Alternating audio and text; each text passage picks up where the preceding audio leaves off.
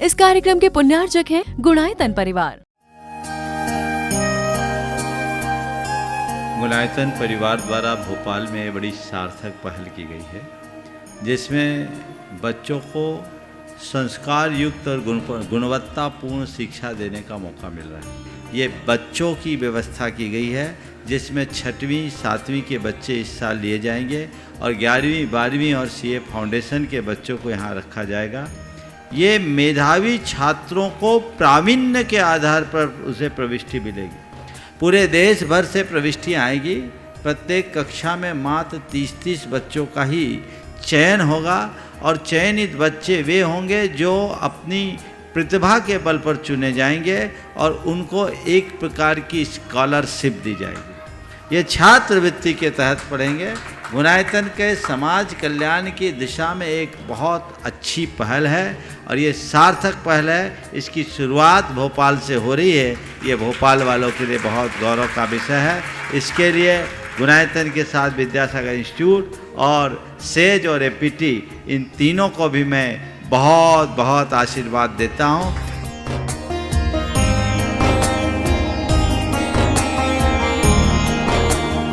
एक आदर्श और व्यवस्थित दिनचर्या का लक्ष्य प्राप्ति में बहुत बड़ा योगदान होता है।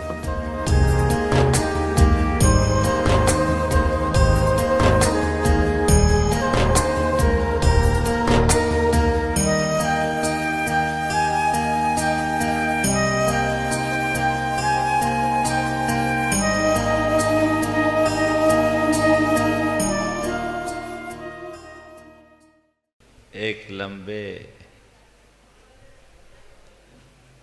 अंतराल के बाद, ऐसे बहुत ज़्यादा लंबा तो नहीं हुआ, मैं अपने वाक्य को सुधार लेता हूँ। बहुत थोड़े अंतराल में, अभी महीना भर भी नहीं हुआ, होली में ही तो गए थे और महावीर जयंती की पूर्व संध्या पे आज वापस चौक बाजार में हम लोगों का आगमन हुआ। पर इस बार एक अलग आनंद की अनुभूति हो रही। हमेशा हम लोग कहीं पहुंचते हैं तो आप श्रावकों के मन में आनंद आता है, लेकिन आज यहाँ पहुंचकर हम लोगों के मन में आनंद है। आप बता सकते हैं आनंद क्यों है? हाँ, आज हम अपने भाई से मिले हैं, दोनों भाइयों से मिले। हाँ, अगर महाराज का योग यहाँ नहीं होता तो शायद आज का योग नहीं बनता। बहुत प्रसन्नता है और आज ये योग बना है।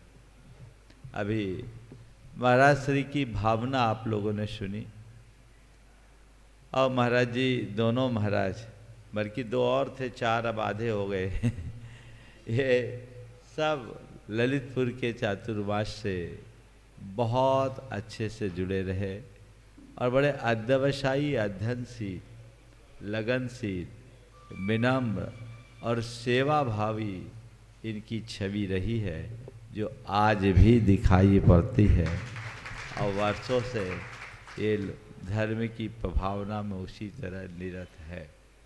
निश्चित ये सब के लिए प्रसन्नता का विषय है।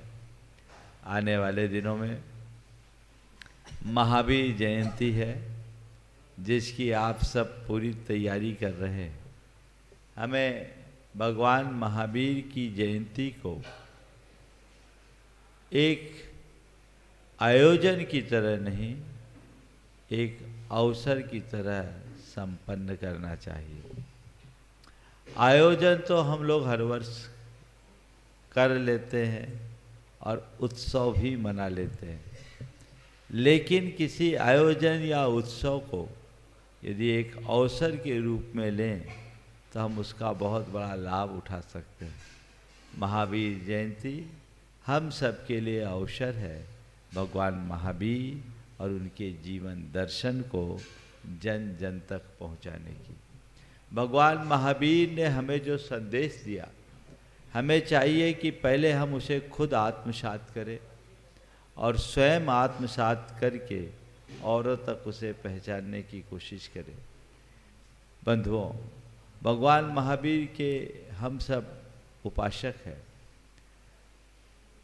उपासना करते इसलिए उपासक है, जो भगवान की पूजा करता है वो मात्र अनुयायी बनता है, लेकिन जो भगवान के विचारों को आत्मसात करता है वह भगवान के मार्ग को आगे बढ़ाने वाला एक बहुत बड़ा।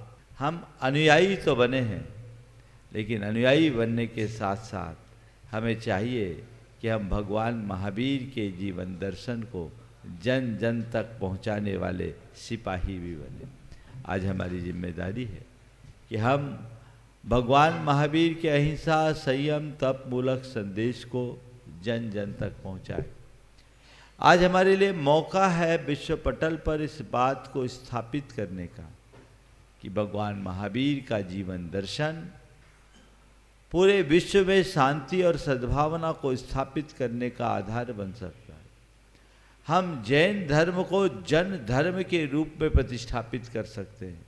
हम लोगों के मन में ये बिठाने की कोशिश करें कि अहिंसा मूलक जीवन से, संयम मूलक जीवन से और तप मूलक जीवन अपनाकर हम अपने व्यक्तिगत जीवन में सुख, शांति और निराकुलता तो प्रकट कर ही सकते हैं, वैश्विक स्तर पर भी शांति और सद्भावना की स्थापना की जा सकती। उसके लिए हमें चाहिए कि हम पहले इन्हें खुद आत्मसात करें।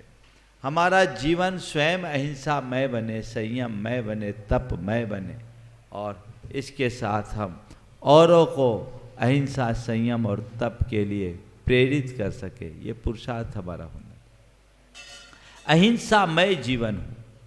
हम लोग अहिंसा की जब बात करते हैं तो हमारा ध्यान केवल जीव वध के परिहार तक सीमित हो जाता है। ध्यान रखना है, हिंसा और अहिंसा का संबंध केवल जीवों के वध तक सीमित नहीं है। हिंसा और अहिंसा का संबंध हमारे भावों से जुड़ा है। भगवान महावीर ने हमें जिस अहिंसा का उपदेश दिया, हमें उसे गहराई से समझने की जरूरत है। भगवान महावीर ने कहा कि किसी को मारना तो हिंसा है ही, मारने का भाव करना भी हिंसा है। जीव मरे या न मरे, यदि हमारे मन में भाव आ गया तो हम हिंसा के भागीदार हो गए। हमें 3 स्तर पर अहिंसा को आत्मसात करने की जरूरत है। मन के स्तर पर, वाणी के स्तर पर और व्यवहार के स्तर पर। मन, वाणी और व्यवहार, जब तीनों स्तर पर हम अहिंसा को आत्मसात करते हैं तब सच्चे अर्थों में भगवान महावीर के अनुयायी कहलाने का अधिकारी बन सकते हैं। हम देखें हमारी मन की स्थिति क्या है, हमारे वचनों की स्थिति क्या है, हमारे शरीर की स्थिति या हमारे व्यवहार की स्थिति क्या है। हम लोग जब अहिंसा की बात आती है तो अपने आप को खान पान में शुद्ध और शाकाहारी मानकर बहुत प्रसन्न होते हैं कि हम अहिंसक हैं। निश्चित शाकाहारी, सात्विक और शुद्ध भोजन ग्रहण करने वाला व्यक्ति अहिंसक होता है, लेकिन इतना मात्र अहिंसक होने के लिए पर्याप्त नहीं है। हम लोग भोजन पानी के मामले में तो अहिंसक हो गए, पर अपने मन और वाणी के स्तर पर कितनी हिंसा हो रही है इसका हमने कभी ख्याल किया? हमें अपनी मानसिक पवित्रता को बनाने की जरूरत है। मन में अगर कलुषता है तो हिंसा है, मन में क्रोध है तो हिंसा है, मन में क्षोभ है तो हिंसा है, मन में कटुता और कठोरता है तो यह भी हिंसा की परिणति है। कटुता, कठोरता, क्रोध, क्रूरता और कृतघ्नता, ये सब हिंसा की पर्याय हैं। हमने कभी इनके विषय में विचार किया? कभी विचार किया? हमें अपने मन शुद्धि का ध्यान रखना है। हम सब कुछ करें, कितने भी धर्म की बातें करें और हमारा मन शुद्ध ना हो तो सब कुछ निरर्थक समझना चाहिए। मानसिक शुद्धि को आत्मसात करने की जरूरत है, जिसके लिए हमें सब तरह से प्रयत्न और पुरुषार्थ करने की जरूरत है, जिसका प्रायः आजकल लोग कम ध्यान रखते हैं। हम ऊपर से धर्म मूर्ति दिखाई पड़ते हैं, अंदर क्या है, मेरे भीतर धर्म कितना और कैसा, ये हमें समझना है। जब तक उस तरफ हमारा ध्यान नहीं जाएगा तब तक हम अपने जीवन को बेहतर बनाने में कभी समर्थ नहीं हो सकते। भगवान महावीर कहते हैं, धम्मो शुद्धस चेठई, शुद्ध अंतस्करण में ही धर्म प्रतिष्ठापित होता है। मन की मलिनता धर्म की तेजस्विता को नष्ट कर देती। हम अपने मन में झांक कर देखें कि आखिर मेरे मन की स्थिति क्या है। कभी विचार किया मन से हम कितनी हिंसा करते हैं? हाँ, सबसे ज्यादा हिंसा हुई जब मैं रामचरितमानस पढ़ रहा था। धर्म की अलग अलग परिभाषा मिली। एक जगह परिभाषा मिली, परम धर्म श्रुति विदित अहिंसा, पर निंदा सम अग्न गरीशा। एक जगह उन्होंने लिखा, धर्म न दूसर सत्य समाना, आगम निगम पुराण बखाना। फिर एक स्थान पर उन्होंने लिखा, पर हित सरिस धर्म नहीं भाई, पर पीड़ा सम नहीं अधमाई। मैंने कहा, तीन जगह धर्म की अलग अलग तीन व्याख्या कर रहे हैं और कह रहे इससे अच्छा धर्म कोई दूसरा नहीं। तीनों को अद्वितीय धर्म कह रहे हैं। मतलब क्या है? तब मैंने गहराई से विचार किया और मुझे लगा कि तीनों जगह तीन नहीं एक ही बात कर रहे हैं, वह है अहिंसा की। मन के स्तर पर अहिंसा, वचनों के स्तर पर अहिंसा और शरीर के स्तर पर अहिंसा का पालन करने के लिए ये तीनों चौपाइयां हैं। परम धर्म श्रुति विदित अहिंसा, ये सत्य है, पर मन के स्तर पर निंदासम अग्न गरीसा।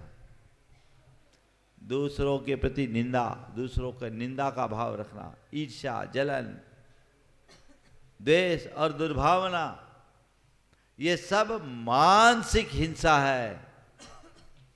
है कि नहीं है? बोलो। हाँ? और अपने मन को टटोल कर देख लो क्या हाल है।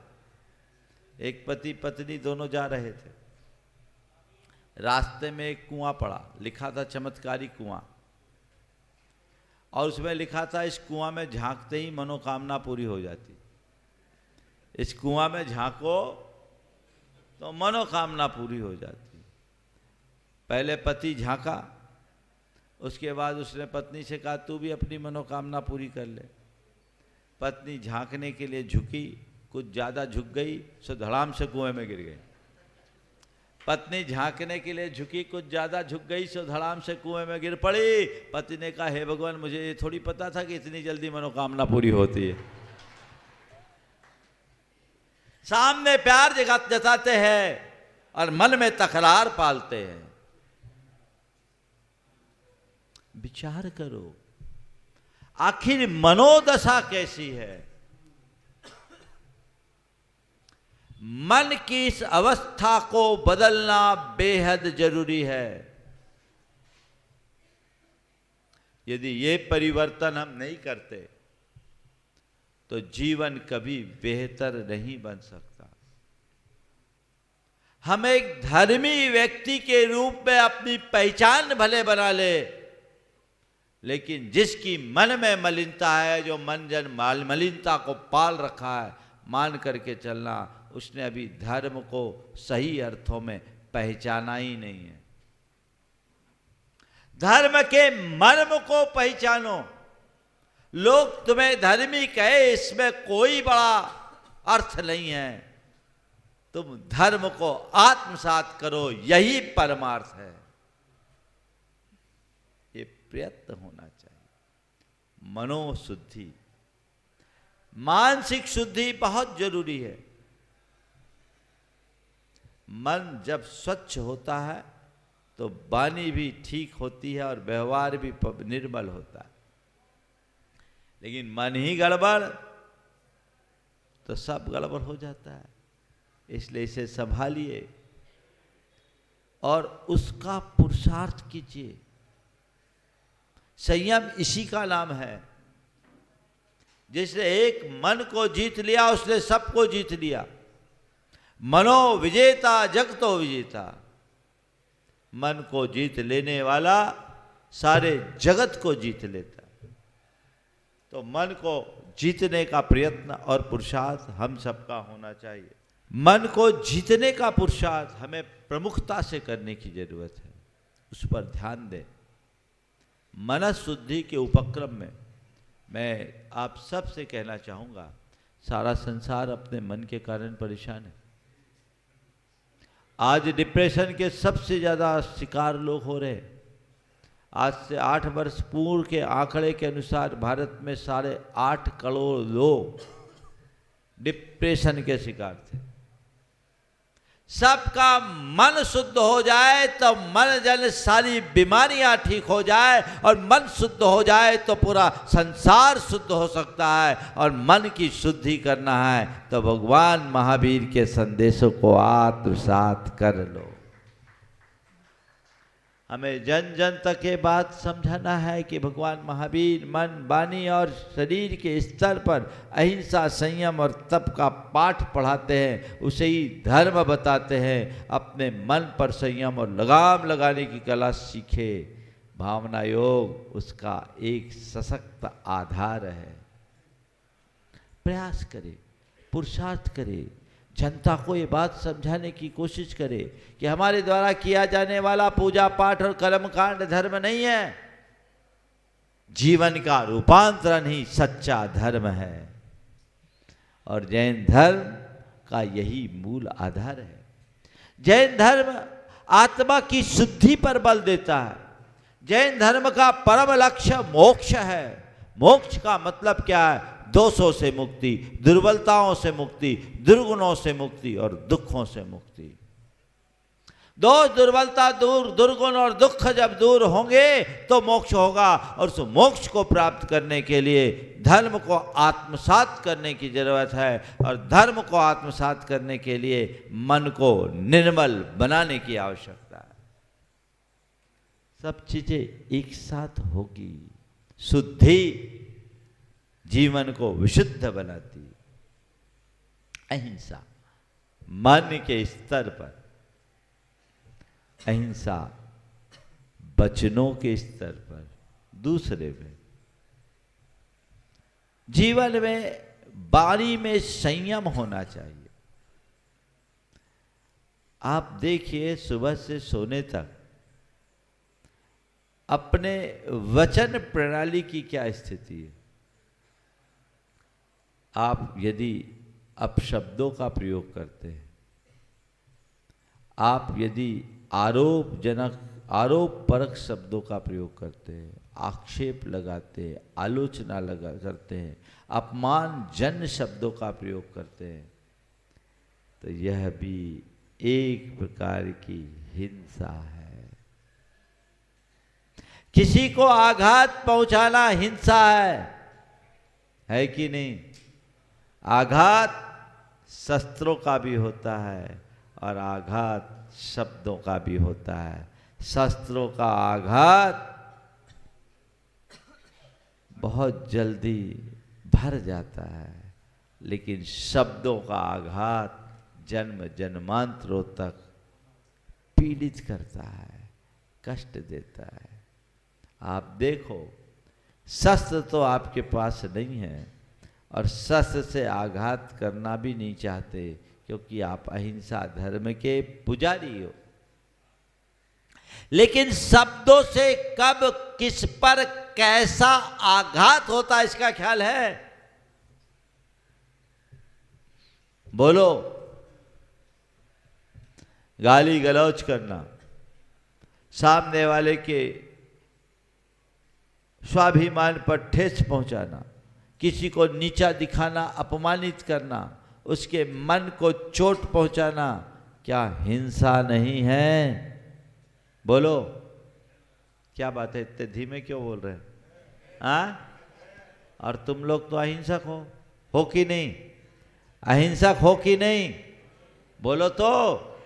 अहिंसा परमो धर्म की जय बोलते हो, जय। अहिंसक हो तो आज से शपथ कर लो कि मुख से अनर्गल शब्दों का प्रयोग स्वप्न में भी नहीं करेंगे। आपका ये संकल्प आपके जीवन को पवित्र बनाएगा। ये तुम्हारी जिम्मेदारी है। ऐसा होना चाहिए, ऐसा करना चाहिए।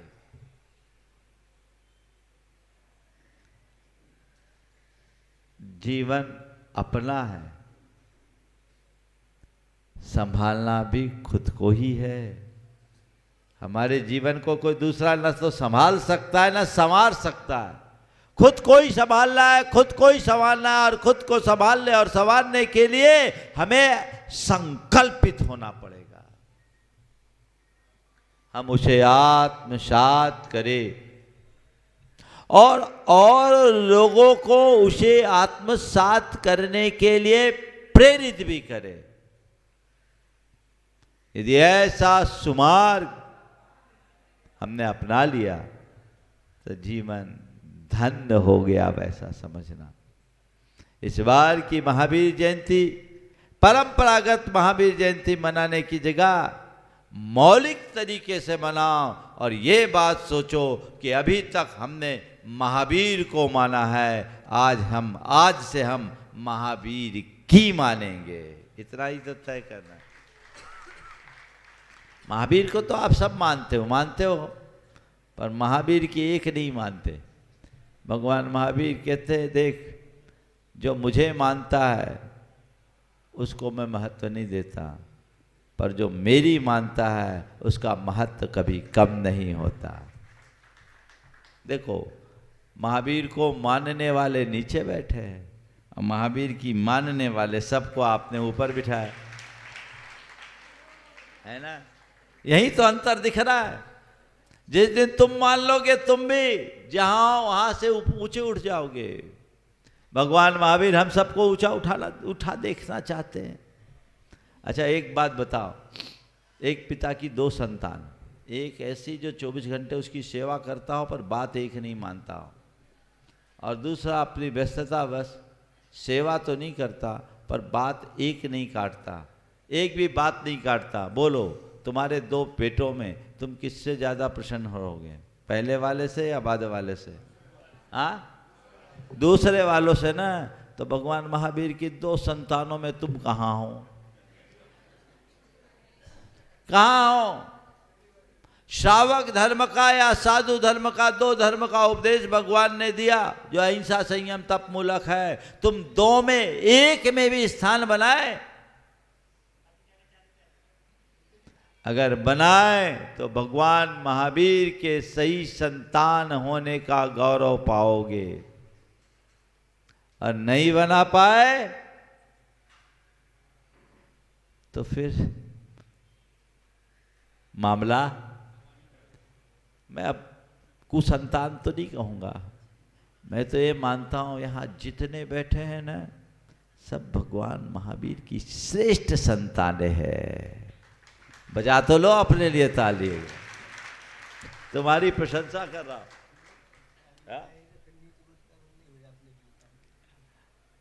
महाराज कह रहे हैं कि महाराज ये लोग ताली इसलिए नहीं बजा रहे कि ताली बजा देंगे तो अभी बहुत सारी चीज़ों पे ताला ना लग जाए, फिर तो अभी गुटखा तंबाकू सब छूट जाएगा।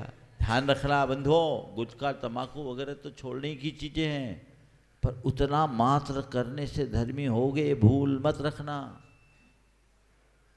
प्रवृत्ति के साथ मनोवृत्ति में भी सुधार चाहिए। अहिंसा, संयम और तप ये धर्म का मूल तत्व है। इसे आत्मसात करिए, तभी अपने दुखों से मुक्ति मिलेगी। वचनों के स्तर पर अनर्गल प्रलाप बंद करे, वाचिक हिंसा से बचे। आज घरेलू हिंसा की जो कहानियां आती है ना, और प्रताड़ना की बातें आती है, ये सब तंज कसना, व्यंग मारना, ताना कसना, एक दूसरे के साथ जो हृदय को छील देता, घर घर के झगड़े की तो यही कहानी है। ये हिंसा है।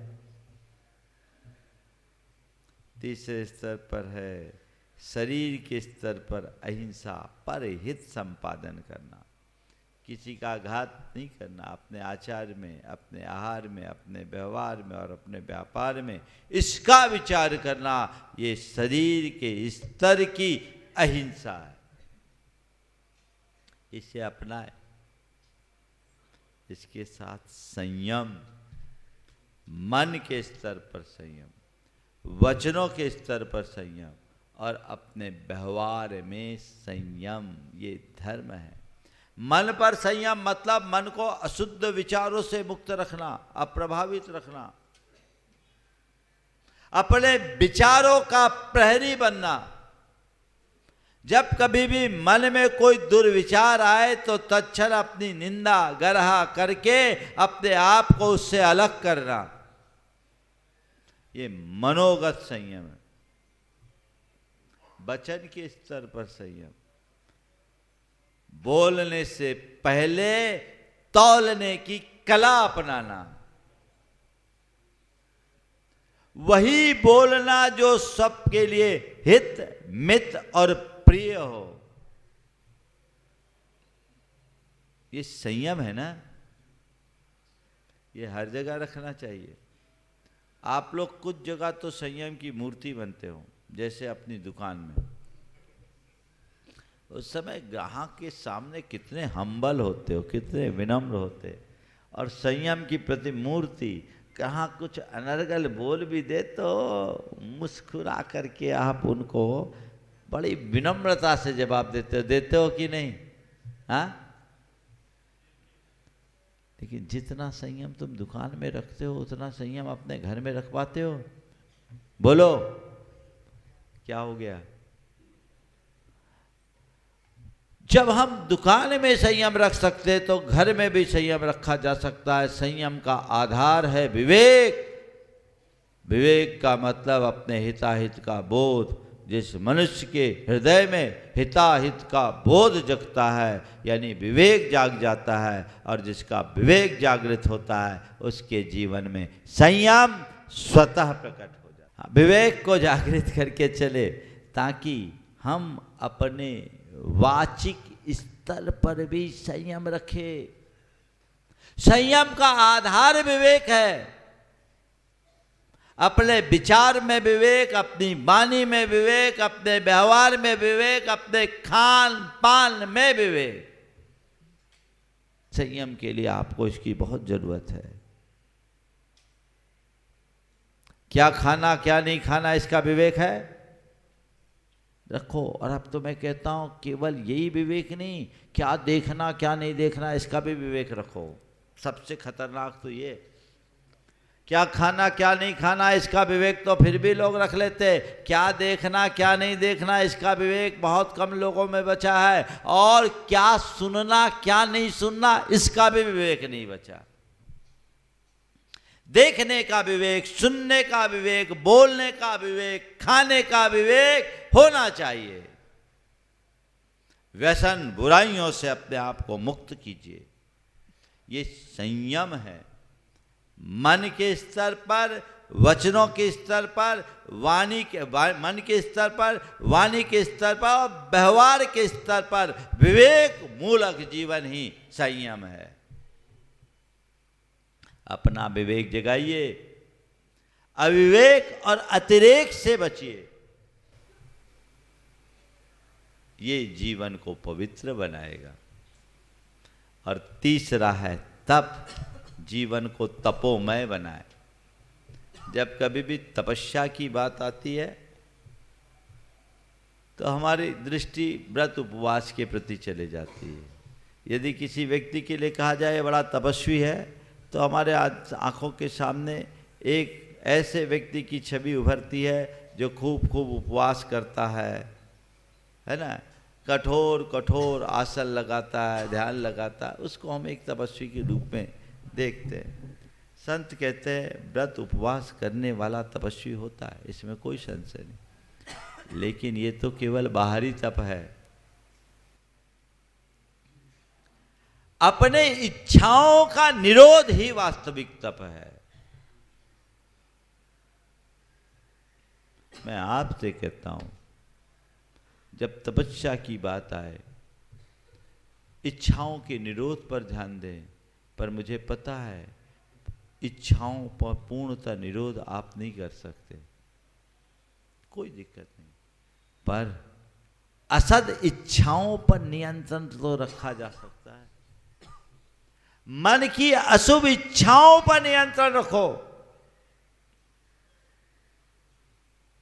ये तप है। और ऐसा तप अपने आप प्रकट हो जाएगा जब अपने जीवन की एक मर्यादा बना लोगे, एक लक्ष्मण रेखा खींच लोगे कि मुझे इस मर्यादा का कतई उल्लंघन नहीं करना है। भले फिर तुम गृहस्थ होगे, तुम्हारा जीवन तपस्वियों जैसा हो जाएगा, वैसा तप करो। समता मूलक जीवन जीने का अभ्यास बनाओ, सरलता और संतोष के साथ जीवन को आगे बढ़ाओ, जीवन में सहजता लाने का अभ्यास करो। यह भी एक तपस्या है। ऐसा पुरुषार्थ जब अंतरंग में घटता है तो जीवन व्यवहार सुंदर बन पाता है, हम अपने जीवन को आगे बढ़ाने में समर्थ बन पाते हैं। ये हमें सतत करते रहना चाहिए, उसके लिए प्रयत्नशील होने की आवश्यकता है। तो भगवान महावीर जयंती के अवसर पर मैं आप सबसे यही कहूँगा कि हम उस धर्म को खुद आत्मसात करें और लोगों तक धर्म का यह प्रकाश फैलाए।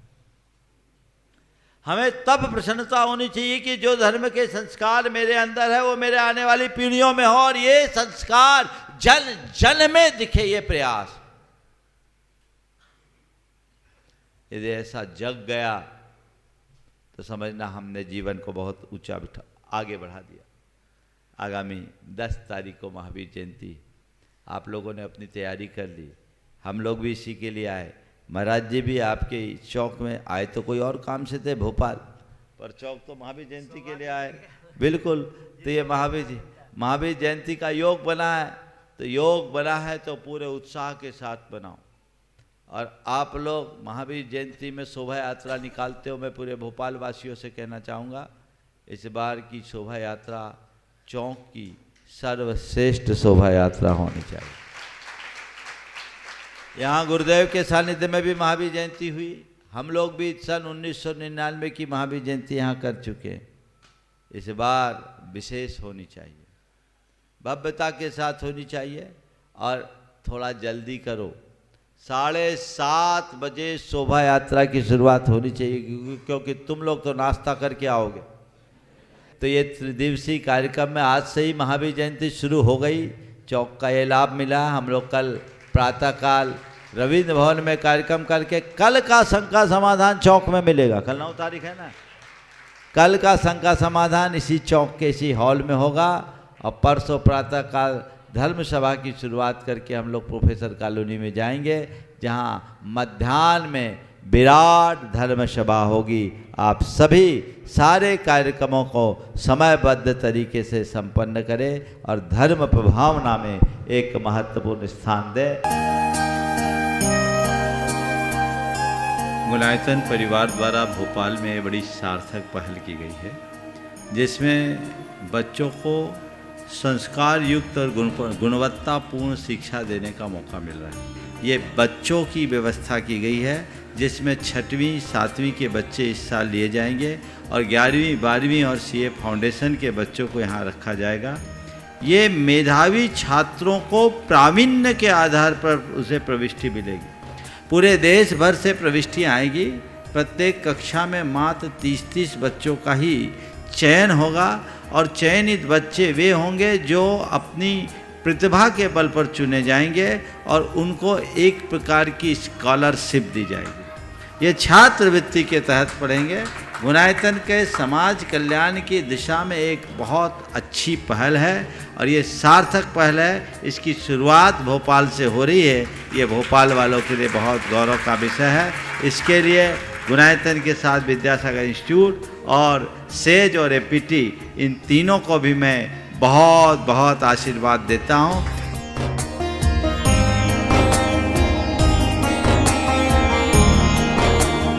एक आदर्श और व्यवस्थित दिनचर्या का लक्ष्य प्राप्ति में बहुत बड़ा योगदान होता है।